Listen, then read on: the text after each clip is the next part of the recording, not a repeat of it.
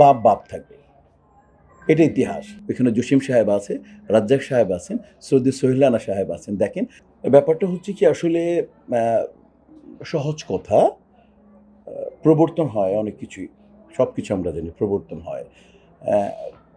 আমি ফ্যামিলি দিয়ে একটা উদাহরণ দিই, সেটা হচ্ছে দেখেন, বাপ বাপ থাকবে, দাদা দাদা থাকবে, সন্তান সন্তান থাকবে। তা আমার দৃষ্টিতে বাপ আর দাদা হচ্ছে কাকরাইল, গুলিস্তান, এফডিসি। বাপ বাপ থাকবে, এটা ইতিহাস। এটা ইতিহাসে কিছু করা যাবে না।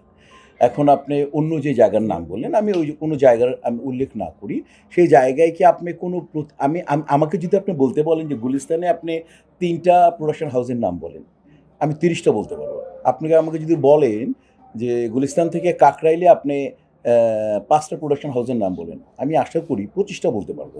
কিন্তু আমি যদি আপনাদেরকে জিজ্ঞাসা করি যে আমাকে, আপনি যে বললেন যে জায়গাটার নাম বললেন, আমি কোনো জায়গার নাম আমি না বলি, আপনি যে জায়গাটার নাম বললেন সেই জায়গায় ৫টা হাউসের নাম আমাকে আপনি বলতে পারবেন? কঠিন। পারফেক্ট। আপনি বললেন কঠিন, আপনারা বললেন কঠিন, যে ৫টা হাউসের নাম বলতে পারবেন না।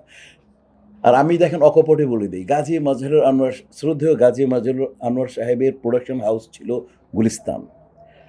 আজকে আপনারা যে ভালোবাসা নিয়ে মানে এই বিনোদনের বিট করেন বা নিউজ করেন, এই ভালোবাসা আপনার প্রত্যেকের স্মৃতির মনস্পটে দেখেন। ওইখানে জসিম সাহেব আছে, রাজ্জাক সাহেব আছেন, সৌদি সোহেলানা সাহেব আছেন। দেখেন, James James production Gulistan, Rubel সাহেবের সৃষ্টি মাসুদ পারভেজ করেছে গুলিস্তান। আমি আপনাকে মনে করেন, আপনি গাজী মাজহারুল প্রত্যেকটা ছবি সুপার সুপার ডুপার হিট। তো আমি খালি মানে অল্প বললাম যে এই দেখেন ৩ জন লোককে আপনারা সবাই চিনেন। তো এই প্রোডাকশন হাউস ওখানে। আর গুলিস্তানে যদি চলে আসবেন, এখানে অ্যাটলাস মুভি ছিল, এখানে নায়ক রাজ্জাক সাহেবের কাকরাইলি কোণে ছিল রাজলক্ষ্মী প্রোডাকশন হাউস ছিল। দেখেন, ওইখানে ফারুক ভাইয়ের প্রোডাকশন হাউস ছিল। আমি আমাদের নায়ক সুচন্দা আপার ছিল, ববিদাপুর ছিল, তারপর মনে করেন ওমর সেনের ওইখানে প্রোডাকশন হাউস, আমার প্রোডাকশন হাউস ছিল গুলিস্তান, এই যে কাকরাইল।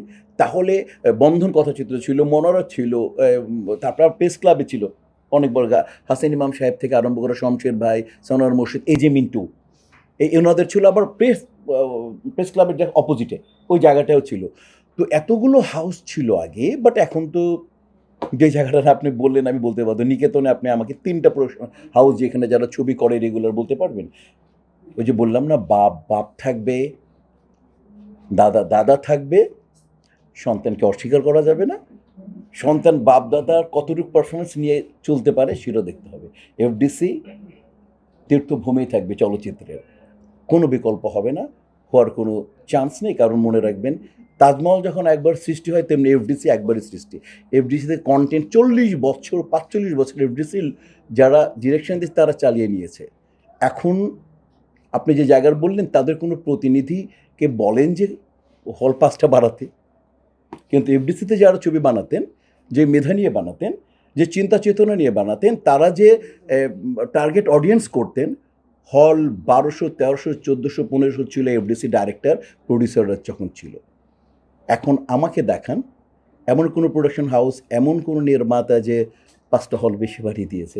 কাজে হচ্ছে মানে দাদা দাদা থাকুক, বাপ বাপ থাকুক, সন্তান সন্তানের মধ্যে থাকুক।